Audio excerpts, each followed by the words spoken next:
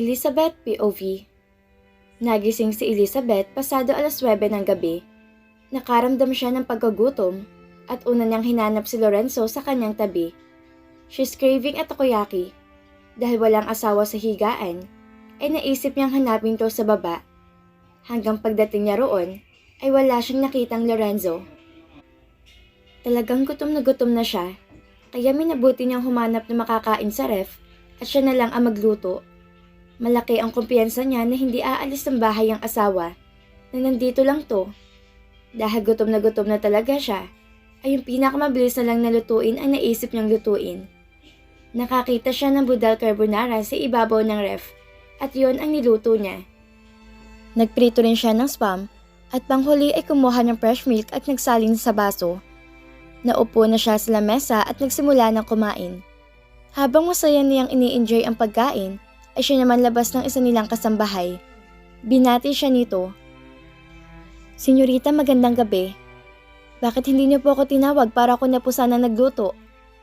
"Hindi na po manang, madali lang naman po to. Saka gutom na rin po ako. Halika, sabayan niyo ako."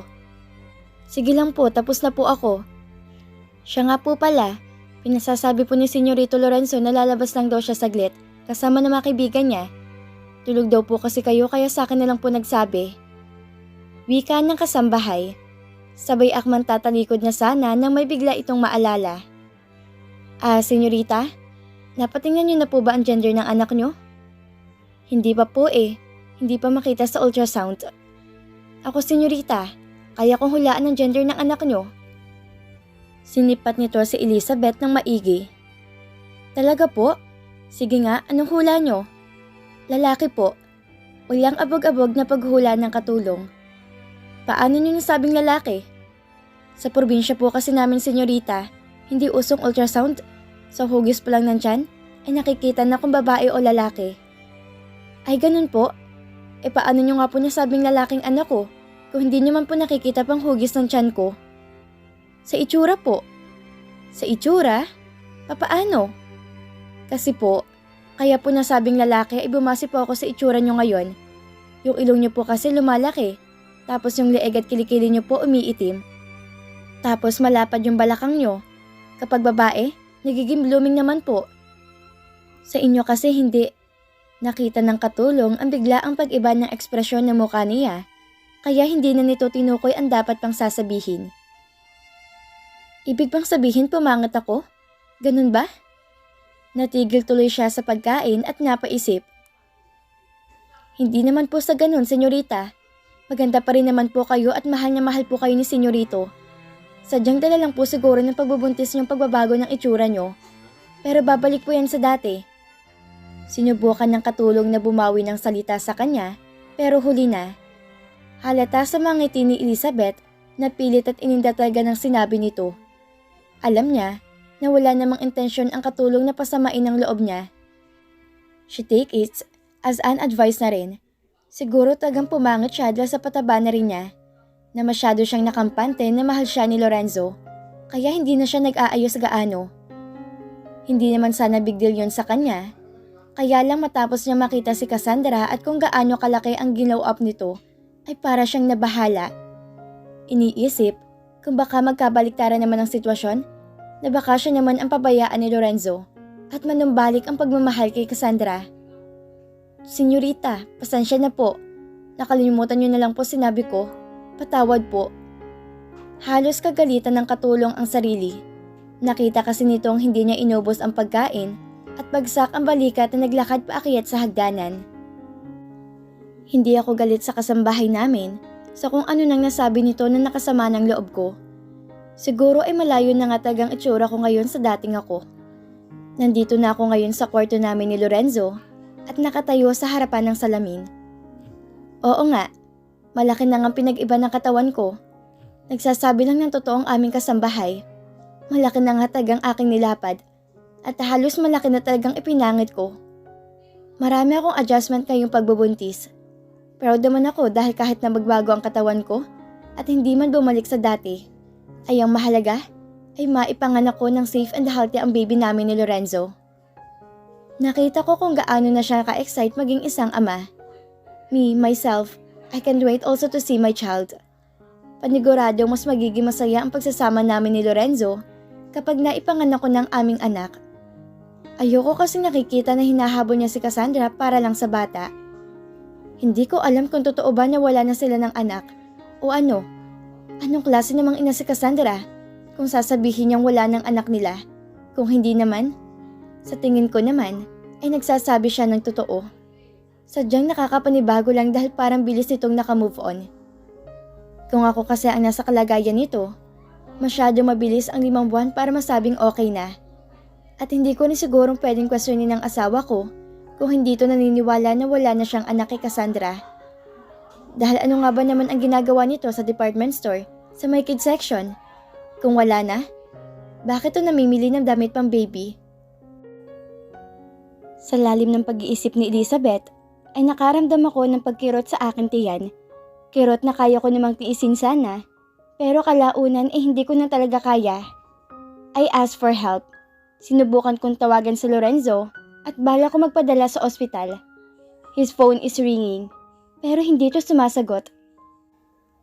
Hindi ko na taga kinakaya ang sakit, kaya nagdesisyon ako na magpadala na sa ospital at magpatulong sa kasambahay.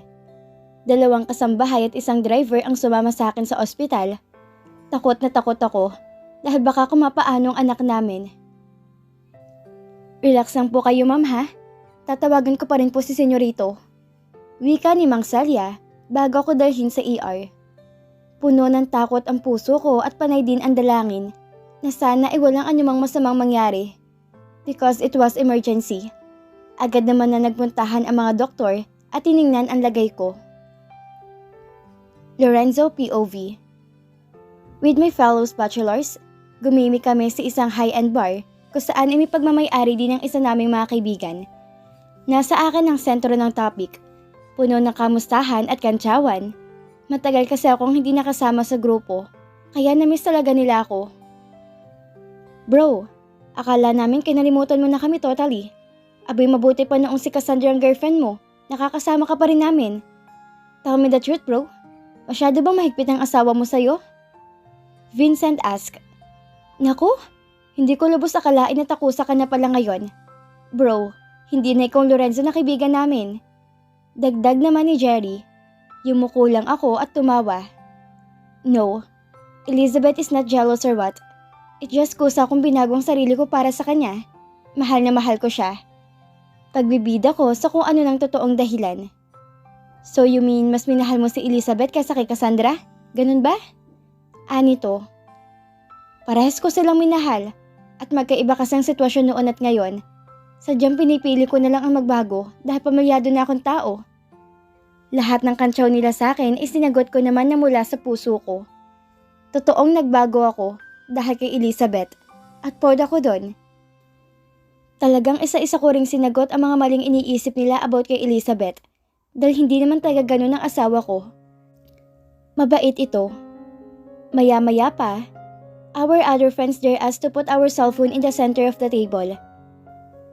Minsanan lang ito at kailangan naming sulitin ang oras na magkakasama kami, lalo pat bihira lang ito mangyari. Bawal damputin ng phone unless malapit na mag-uwian. Bilang pakisamay umuo na lang ako. Samantala, lumalim ang gabi at marami na rin kaming napagkwentuhan. Marami-rami na rin kaming nainom, kaya ang ilan sa amin ay tipsy na at humaharot na sa ibang babae na nasa paligid. Pero ako ay nakatingin lang sa phone ko. Iniisip si Elizabeth. So far ay napanatag naman ako dahil hindi ito tumatawag hanggang sa hilahin na nga ako ni Arnold at sumali daw ako sa trip nila. Sayawan at may kaunting pakikipagharutan sa mga babae. Tahimik lang ako sa gilid at nakikitawa sa mga kapestihan nila. Dahil grupo kami ng mga magagandang lalaki at mga business personality, maraming babae na may suot na maigsing damit na mga lumapit sa aming grupo. Flirting while dancing ang eksena, kaya tumalikod na ako at pasimpleng umiwas. Hindi na ako para sa ganitong gawain. Maya-maya lang ay may isang babaeng sumunod sa akin at nagtangka akong akitin. I think hindi siya naglalayo sa edad ng aking asawa. Sorry, I'm married. Ang sungit mo naman, makikipagkaibigan lang naman eh. Nakangusong sabi nito, sabay pinapungayan pa ako ng mata. Marami na akong kaibigan, kaya ayoko nang dagdagan pa. Sorry talaga, miss. Can you please leave me alone? Talagang pinarangka ko na. Diyan ka na nga, sungit. Napailing na lang ako, sabay tungga ng alak sa aking baso. Panay ang tingin ko sa relo. It's getting late, at I'm sure hinahanap na ako ni Elizabeth. Kunwari nagpaalam ako na magbabanyo lang, pero ang totoo'y sisibat na ako. Iniwan ko ng aking phone dahil tiyak na matutunugan nilang pag-uwi ko kung kukunin ko yon. Solve na rin kasi ako, kaya kailangan ko nang umuwi. Bago ko sumakay ng sasakyan, ay isang pamilyar na mukha muli ang aking nakita. Isang mukha na pilit kong iniiwasan. Isang tao na maraming kailangan na linawin sa akin. Cassandra? Banggit ko sa pangalan niya sa hangin. Hindi ko alam kung destiny to na magpunta kami pareho dito at magkitang muli. Nakita ko to na may kausap ng mga kababaihan, kaya hindi muna ako agad nakalapit. Animoy para ako mulala na nakatingin sa kanila. Ilang sandali pa, ay bigla na rin nag-alisan ang mga kasama nila hanggang si Cassandra na lang ang naiwan. She was wearing super mini skirt and a wide tube flexing her beautiful curved body. I don't care what she was wearing right now. I don't appreciate how beautiful she was tonight. I only care about our child. Kaya naman wala na akong pagdadalawang isip pa at tinapitan ko na to agad. Cassandra, anong ginagawa mo rito? Nasaan ang anak natin? Pagsit ako sa kanya, hawak ko siya ngayon na mahigpit sa kanyang braso. Nagulat pa to at nanlaki ang mata. Gaya ko, ay halata rito ang maraming nainom. Hindi nga nito mabalanse ang katawan niya. Lorenzo? Anong ginagawa mo rito? Pagbabalik niya ng tanong sa akin. Ikaw ang tinatanong ko. Anong ginagawa mo rito? Ang anak natin, nasan siya? Sino nag-aalaga sa kanya? Masinigpitan ko pang pagkakahawak sa kanya. Ano bang sinasabi mong anak? Bitawan mo nga ako't nasasaktan ako? Sinubukan nitong magpumiglas, ngunit masyado itong mahina para makuwala sa akin mahigpit na pagkakahawak. Sinabi ko na sa iyong totoo, di ba? Wala ka ng anak sa akin. Namatay ng anak natin. Labayan mo na ako, please. Do you think I would believe you? Hindi ako naniniwalang wala ng anak natin. Alam kong buhay siya at tinatago mo lang sa akin dahil galit ka sa ginawa ko sa'yo. Pes, ito yung sinasabi ko sa'yo. Hindi kita patatahimikin hanggat di ko nakikita ang anak natin. Nagkaroon na ng skandalo at pinagtitingan na kami ng mga tao. May ilang lalaki ang sumubok na kumprontahin kami kung ano ang problema. Pero hindi ko sila hinayaan na mga alam sa aming dalawa ni Cassandra. Boss, may problema po ba? Tanong ng mga ito. Walang problema. Nag-uusap kami tungkol sa anak namin kaya wag kayong makialam. Hinila ko si Cassandra palayo sa sakyan nito at wersahang pinasakay sa kotse ko. Patuloy pa rin ang pagdidinay nito tungkol sa anak namin. My God, Lorenzo. Lasing ka lang kaya hindi mo maintindihan ang mga sinasabi ko. Please lang, tigilan mo na ako sa kakakulit mo. Dahil wala nga tayong anak. Huwag mo na akong guluhin dahil nakamove on ako sa pagkawala ng anak natin. Shut up! I said what I said. Hindi kita paniniwalaan dahil kilala kita. Alam kong tinatago mo lang anak natin. Patuloy na paninindigan ko. Bahala ka? Basta nagsasabi ako ng totoo. Kung hindi mo ako pabababain dito, sisiguraduhin ko na makukulong ka. This is harassment, Lorenzo.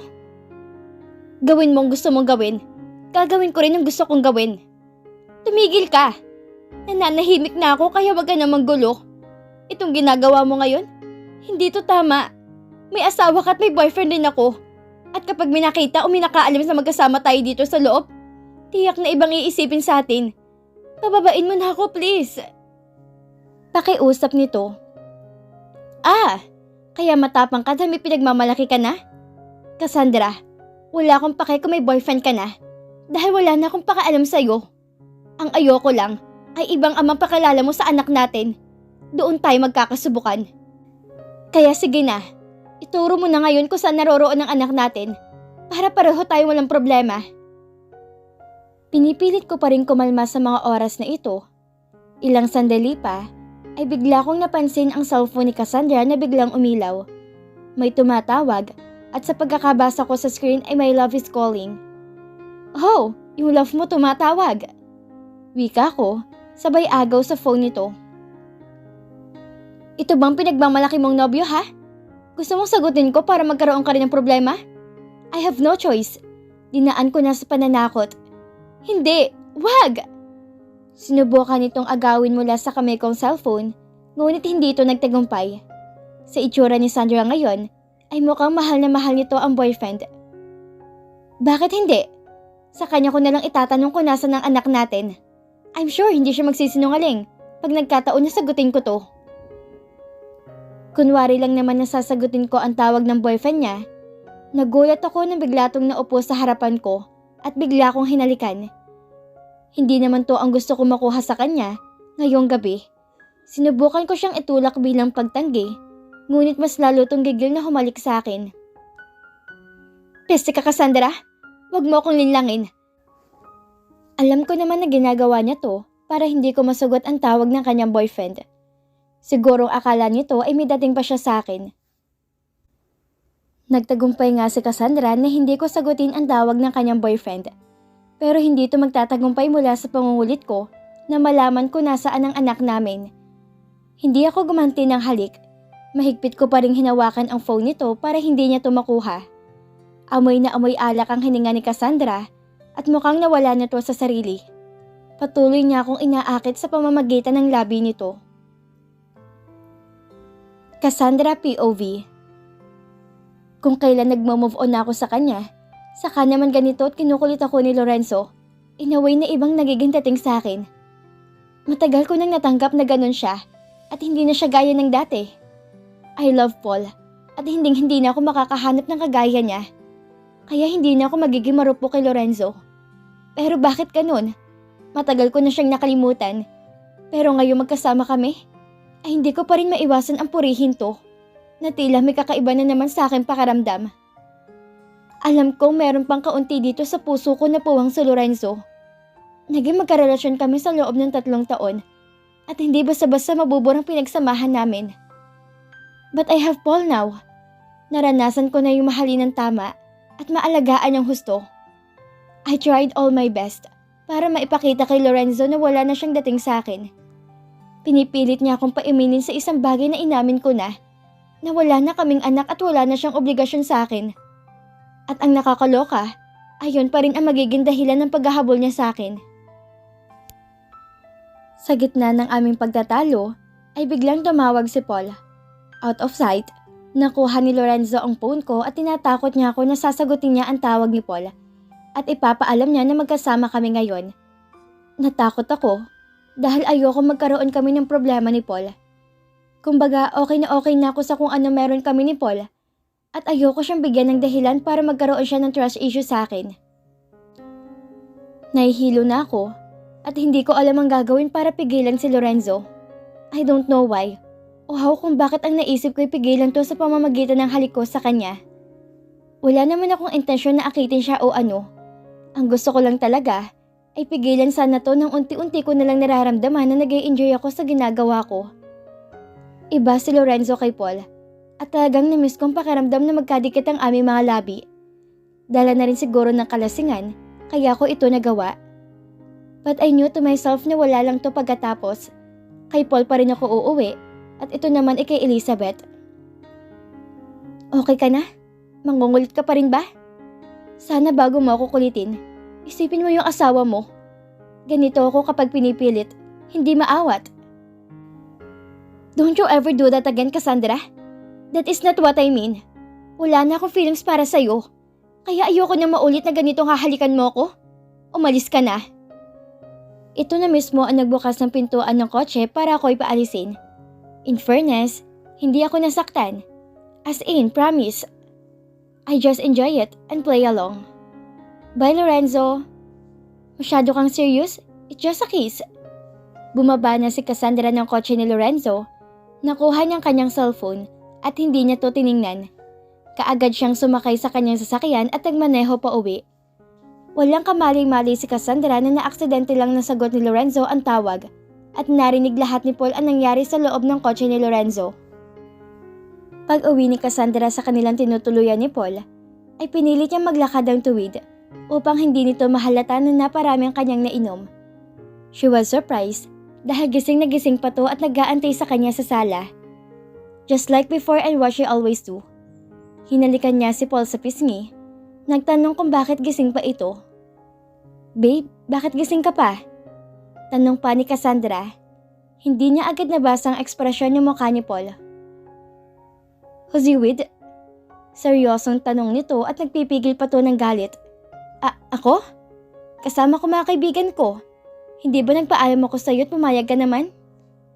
Sinubukan pang lambingin ni Cassandra si Paul ngunit umiwas to. "Have you enjoyed the night? Ha?" Dito na parang nahalata ni Cassandra na parang wala sa mood ang nobyo niya ngayon. "Oo babe, I enjoyed." Kinuha ni Cassandra ang isang kamay ng nobyo at ipinatong sa pisngi niya. Hindi niya inaasahan na bigla na lang siya nitong sasakalin. Paul, nasasaktan ako." Tuluyan ang nadala ng emosyon si Paul. Gamit ang isa niyang kamay, ay sinakal niya ngayon si Cassandra. "Kailan mo pa ako niloloko? I gave all to you, at ito lang igaganti mo sa akin?" Halos kapusin ang hininga si Cassandra. Hindi kita maintindihan. Anong niloloko? Hindi kita niloloko, Paul." Nakita ni Paul na nahihirapan niyang huminga si Cassandra, kaya itinigil niya ang pagsakal dito at sinampal na lang niya to na malakas. "Sinungaling? Alam ko may kaharutan ka lalaki dahil narinig ko lahat through my calls." Sa lakas ng ginawang pagsampal ni Paul ay halos magising ang diwa ni Cassandra at nawala ang pagkalasing. Galit na galit to sa kanya ngayon at sa buong pagsasama nila ay ngayon niya lang to nakitaan ng ganitong pagagalit. Sa sobrang galit ay kabaliktaran na mula sa dating pagiging mabait ang pinapakita nito ngayon. "Paul, hindi. Let me explain. I'm not cheating on you." Gusto niyang ipaliwanag ang totoo, pero hindi siya nito binigyan ng pagkakataon. Base sa mga narinig nito, ay sapat ng patunay niyon na niloloko siya ni Cassandra. Kaya naman hindi pa to nakontento at sinabunutan pa nito si Cassandra.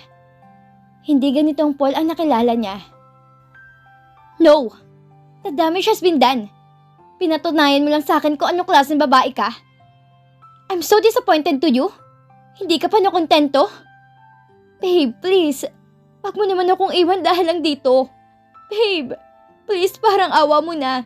Hindi kita niloloko." Cassandra begged for one more chance. Ayaw niya masira sila ni Paul ng dahil lang kay Lorenzo. Kahit nasaktan at nabugbog, ay nagmakaawa pa rin siya sa boyfriend. She can't afford to lose Paul. "Kasalanan mo to, Lorenzo. Sinadya mong marinig ni Paul ang lahat. Ayaw mo ako makitang masaya. Napaka-selfish mo talaga." She admits na may pagkakamali rin naman siya kanina. Pero hindi naman to mangyayari kung hindi dahil kay Lorenzo. "Patatawarin lang kita kung ihaharap mo sa akin ng lalaking kasama mo kanina. At wag na wag mo akong susubukan na pagsinungalingan, Cassandra. Hindi mo ako kilalang magalit." "Oo, babe. Ihaharap ko siya sa'yo." Huli na, nang mabasa ni Lorenzo ang nangyari sa asawa. Kaagad niya itong tinawagan hanggang ang katulong ang nakasagot at sinabi nito na nasa maayos na kalagayan ang kanilang mag-ina at pauwi na rin daw sila. Napanatag man si Lorenzo dahil nasa maayos ng kalagayan ang kanya mag-ina. Ngunit naroon pa rin ang konsensya niya sa nangyari. Pakiramdam niya ay wala na naman siyang kwentang asawa kay Elizabeth. Ayoko niya magkamali. Ayoko nang sirain ang tiwala ng asawa ko. Ito yung paulit-ulit niyang sinasabi. God knows na wala naman siya masamang ginawa ngayong gabi. Kung uminom man siya at nagpaalam naman kay Elizabeth, yung tungkol naman sa paghahalikan nila ni Cassandra, hindi niya inaasahan yon at hindi niya ginusto. Nagalit pa nga siya pero still, nagigilty pa rin siya sa nangyari. Hanggang sa nakauwi na rin ng bahay ang kanyang asawa. Siya mismo ang salumubong dito, ngunit dahil nga nakainom siya, ay ang mga katulong ang nag-alali kay Elizabeth paakyat sa kwarto. "Mahal, I'm sorry. Wala ko nung nangyari to." "Okay lang. Importante okay naman kami ni baby." Wala namang sama ng loob si Elizabeth rito. Ayaw niyang paghigpitan to, Lalo na't araw-araw namang pinapatunayan ni Lorenzo na karapat-dapat siya sa tiwala ni Elizabeth. Okay na sana ang lahat. Gusto na sana magpahinga ni Elizabeth, pero hindi ata siya makakatulog sa nakita. Nakita niyang may lipstick stain sa kwalyo si Lorenzo. Ayaw niya mag-isip na masama. Pero anong iisipin niya? Otomatikong napaluha si Elizabeth. Napansin ni Lorenzo ang pagluha ng asawa. Nagtanong siya kung bakit at matapang niyang sinagot ni Elizabeth ang dahilan. Bakit hindi ako maiiyak? Ang paalam mo sa akin, mga kaibigan mo lalaking kasama mong iinom kagabi. Pero ano yung nasa kwelyo mo? Lipstick stain yan, Lorenzo. Ano ba? Naglolokohan ba tayo rito? Marami ng stress ang nararamdaman niya at nadagdagan pa ng ganito. Nakita ni Lorenzo ang pait ng ngiti ng asawa habang nagpapahid ng luha sa muka. Mahal, hindi. Magpapaliwanag ako at sana makinig ka sa sasabihin ko. Hindi kita niloloko. Wala akong babae. It was Cassandra who put stain on me. Nagkita kami sa labas ng bar and I asked her to talk with me about our daughter. Tinatanong ko to tungkol sa anak namin pero hindi pa rin to inaamin sa akin kung nasan ang anak namin. Instead, hinalikan niya ako. God knows hindi ko ginusto yun. Tinula ko siya at kinagalitan sa ginawa niya. Ikaw ang mahal ko. Kayo na magiging anak natin. Kaya lang gusto ko lang naman makita ang anak namin. Wala nang iba pang rason kung bakit ako lumalapit kay Cassandra.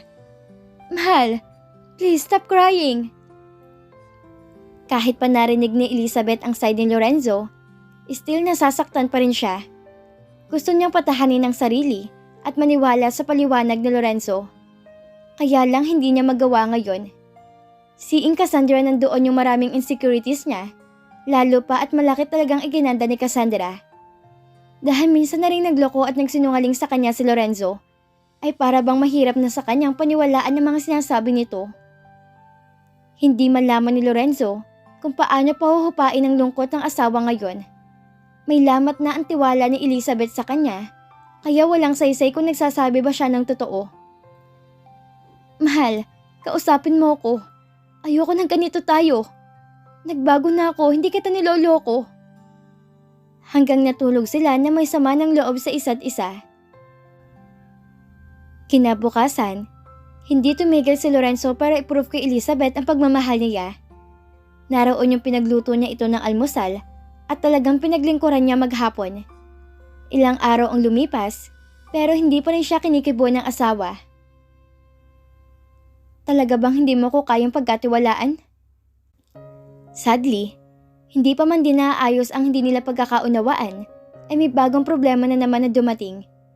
Isang bisita ang dumating habang sila ay tahimik na kumakain ng hapunan. It was Cassandra. Puno ito ng pasa sa muka. Dahil sa pagkagulat ay napatayo si Lorenzo. Wala siyang idea ng dahilan ng ipinunta nito. Ganon din si Elizabeth. Kumabog niya malakas ang puso niya dahil bukod kay Cassandra ay may dala rin tong batang babae na sa tingin niya ay yung anak ni Lorenzo at Cassandra. Cassandra? Agad na napatakbo si Lorenzo. Ano nangyari? Siya na bang anak natin? Napatango na lang si Cassandra. Oo, siya nga. Siya si Baby Isabel, ang anak natin. After what happened between last night, hindi na ayos ni Cassandra ang relasyon nila ni Paul.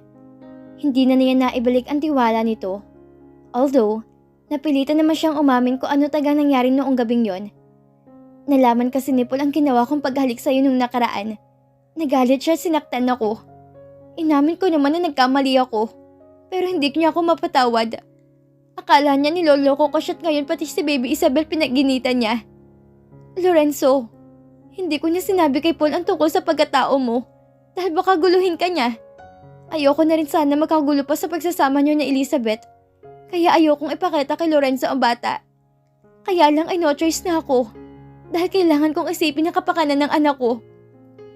Lorenzo, Elizabeth, iiwanan ko na sa inyo si Baby Isabel.